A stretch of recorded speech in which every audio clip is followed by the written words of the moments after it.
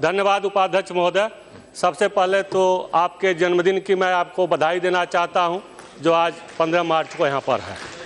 तो विशेष रूप से अवसर है कि आप आज यहां चेयर पर भी हैं और मैं विशेष रूप से हृदय से बधाई देता हूं कि आप। उपाध्यक्ष महोदय बहुत उपाध्यक्ष महोदय उपाध्यक्ष महोदय बहुत सारे आंकड़ा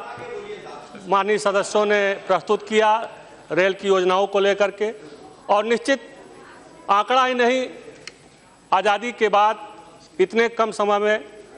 ये आंकड़ा वास्तविकता का जो रूप लिया, इसके लिए मैं हृदय से देश के प्रधानमंत्री जी को, अपने आदरणीय रेल राज्य मंत्री आदरणीय मनोज सिन्हा जी को बधाई देता हूँ। इसलिए विशेष रूप से मैं आदरणीय मनोज सिन्हा जी को बधाई देता हूँ कि वैसे तो सबका साथ सबका विकास का जो आधार था हमारी सरकार का, पूरे देश में रेलवे में सबसे अधिक योजनाओं पर काम हमारी सरकार ने किया। लेकिन चूंकि उत्तर प्रदेश से मैं चुन करके आता हूं, संत कबीर नगर जनपद से, और उत्तर प्रदेश में जो इन्होंने विशेष अपना योगदान दिया आदरणीय मनोज सिन्हा जी ने, इसके लिए मैं हृदय से इन्हें आभार भी व्यक्त करता हूं और बधाई भी देता हूं। बधाई इसलिए देता हूं कि हम लोग, संत कबीर नगर का मैं सांसद हूं, बगल के हमारे सांसद माननीय जगदम्बिका पाल जी, माननीय ददर मिश्र जी, हम लोग जब विशेष रूप से प्रयास करना चाहे कि आज़ादी के बाद से संत कबीर नगर जंक्शन का रूप नहीं ले पाया था, जो खलीलाबाद स्टेशन के रूप में जाना जाता है, और वहाँ से हम लोगों के कहने पर माननीय मंत्री जी ने रेल लाइन सर्वे का कार्य भी दिया। सर्वे का कार्य पूरा भी हुआ, और सर्वे के कार्य के बाद अभी जो इस बजट में हमको देखने को मिला कि सिर्फ रेल लाइन बिछाने के लिए माननीय मंत्री जी ने, रेल मंत्री जी ने 8,530 करोड़ रुपए खर्च करने का, वह 1,538 करोड़ रुपए से आरओबी बनाने का, और इतना ही नहीं 376 करोड़ रुपए रेलवे लाइनों के इलेक्ट्रिफिकेशन के लिए जो दिए हैं, वास्तव में उत्तर प्रदेश के प्रति इनके संवेदनशीलता का परिचायक भी है। और उत्तर प्रदेश चूँकि आबादी का भी बहुत बड़ा प्रदेश है उपाध्यक्ष महोदय, मैं विशेष रूप से कहना चाहूँगा कि उत्तर प्रदेश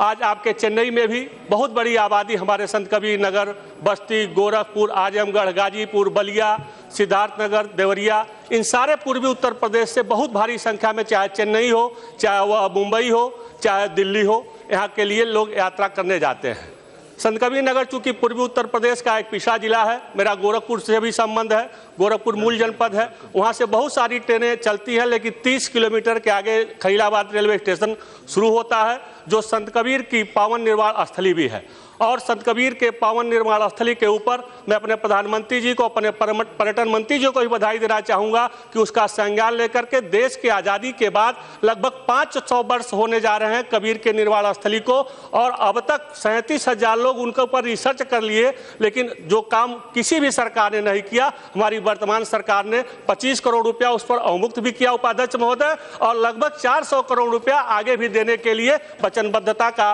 अपना आदेश दिया है, जिसमें आदरणीय मेघवाल जी भी हमारे उस जगह पर जाकर के देख करके आए हैं। इसके लिए मैं इनका भी आभार व्यक्त करता हूं। ऐसी परिस्थिति में उपाध्यक्ष महोदय, मेरा कहना है कि महान सूफी संत कबीर साहब के निर्वाण स्थली के नाम पर वहाँ मगहर और खलीलाबाद चूँकि स्टेशन है, उसका नाम बदल करके संत कबीर नगर रेलवे स्टेशन रखा जाए। वहाँ से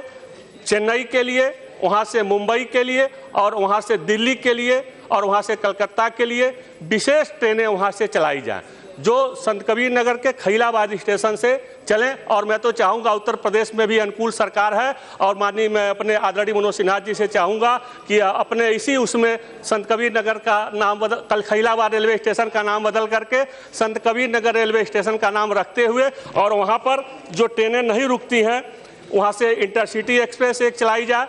जो खलीलाबाद से चल करके और इलाहाबाद तक जाए। वहाँ से जननायक एक्सप्रेस का वहाँ ठहराव नहीं है, संत कबीर नगर में वहाँ उसको ठहराव दिया जाए। लोकमान्य LTT एक्सप्रेस जो है उसका भी ठहराव स्थापित किया जाए। गोरखपुर से देहरादून तक 5005 है, उसका भी ठहराव नहीं है, उसके भी ठहराव की मैं अपेक्षा करता हूँ और बधाई देता हूँ कि अब तक जो इन्होंने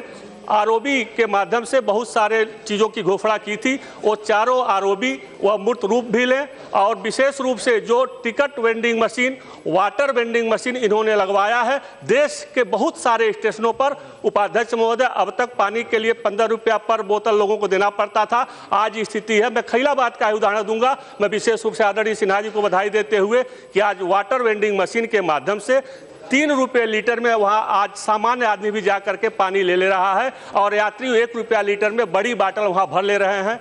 टिकट वेंडिंग मशीन जो इन्होंने दिया है 100 रुपये का अगर हम एक उसका वाउचर लेते हैं 5 रुपये बोनस उस पर मिल रहा है। ये सब क्रांतिकारी परिवर्तन हुए हैं। आज सारे स्टेशनों पर जब हम गुजरते हैं, ठीक है आज बुराई देखने के लिए तो बहुत सारी चीज़ें मिलती हैं, लेकिन मैं तो कबीर साहब के नगरी से आता हूँ, इतना ही मैं कहना चाहूँगा कि बुरा जो देखन मैं चला तो मुझसे बुरा ना खोए। तो हमको बुराई नहीं देखनी है। आज अच्छाई कितनी हुई, इतने 2.5 वर्षों के अब तक के रेल के इतिहास में आज यह ऐतिहासिक बजट इसलिए है कि 92 साल बाद आम बजट के साथ रेल बजट को प्रस्तुत किया गया है। और 2.5 से 3 साल में चाहे टिकट वेंडिंग मशीन हो, चाहे वाटर वेंडिंग मशीन हो, चाहे स्वच्छता अभियान की बात हो, चाहे सुरक्षा की बात हो, चाहे एक्सीलेटर हो, जगह जगह रेलवे में एक आमूलचूल परिवर्तन दिख रहा है। मैं इसके पहले की सरकारों को पूरा का पूरा खारिज नहीं करता हूं, लेकिन योजनाएं जो बनती थी माननीय उपाध्यक्ष जी, केवल वह केंद्रित होकर के रेल मंत्री के आसपास के क्षेत्रों में बजट के लिए बनाई जाती थी, घोषणा होती थी, लेकिन पोषणा उसकी नहीं हो पाती थी। लेकिन हमारी सरकार ने घोषणा भी किया और पोषणा के आधार पर उसको साकार भी करने का कार्य किया। चाहे वह हमारे नॉर्थ ईस्ट के स्टेट रहे हों, आज मिजोरम से लेकर के नागालैंड से लेकर के, हम बिना वोट का, जबकि वहां से बहुत कम संख्या में माननीय सदस्यों की संख्या आती है, लेकिन हमारे माननीय प्रधानमंत्री जी ने विशेष संवेदनशीलता दिखाते हुए 8,000 करोड़ से ज्यादा केवल नॉर्थ ईस्ट के स्टेटों को देने का काम किया। आज उत्तर प्रदेश में प्रायः जितने भी हमारे शहर हैं, औद्योगिक शहर, सब पर जब स्टेशनों पर उतरते हैं, आज पीपीपी मॉडल पर हमारी सरकार काम करना चाह रही थी। ऑलरेडी हमारे रेल मंत्री जी बार बार वहां आग्रह करते थे, लेकिन वहां की इसके पूर्व की सरकार ने अगर रुचि दिखाई रहती तो पीपीपी मॉडल के आधार पर बहुत सारा काम हुआ रहता। और विशेष रूप से उपाध्यक्ष महोदय, एक मेरा अम्बेडकर नगर जनपद की हमारी एक विधानसभा है, मैं माननीय मंत्री जी से मांग करूंगा कि अकबरपुर से चल करके राजे सुल्तानपुर, रामनगर होते हुए, राजे सुल्तानपुर होते हुए आजमगढ़ तक के लिए रेल चलाई जाए। और आपने जो अभी एक दिया है सहजनवा से लेकर के दोहरी घाट तक, मैं चाहूंगा सहजनवा से और खजनी विधानसभा से होते हुए जो दूरी भी कम पड़ेगी, लागत भी कम आएगी, उसको दोहरी घाट तक चलाया जाए। और विशेष रूप से मैं चाहूंगा कि जिस तरह से माननीय मंत्री जी ने उसका सर्वे कार्य करा दिया है, इसी सत्र के समाप्त होने के बाद मैं उम्मीद है कि वह चल करके उसका शिलान्यास भी करेंगे, खलीलाबाद से चल करके और मेदावल होते हुए, बांसी होते हुए और श्रावस्ती तक, और उसकी शुरुआत करते हुए मैं प्रसन्नता व्यक्त करता हूं कि हमारे मंत्री जी इस तरह से उसकी घोषणा किए हैं और सत्र के बाद ही उसका शिलान्यास भी करेंगे। और पुनः एक बार मैं आपको हृदय से पुनः बधाई देता हूं और माननीय मंत्री जी से अपेक्षा भी करता हूं कि इसको हमारी जो भी मांगे हैं संत कबीर नगर में उसको पूरा करने के लिए विशेष रूप से सावधानी बरतते हुए और सबका साथ सबका विकास करते हुए। और मैं अंत में कबीर साहब की एक लाइन से मैं अपनी बात समाप्त करना चाहूँगा। मैं अपने सारे माननीय सदस्यों को कहते हुए कि धीरे धीरे रे मना, धीरे सब कुछ होए, माली सींचत सौ घड़ा, ऋतु आए फल होए। बहुत बहुत धन्यवाद।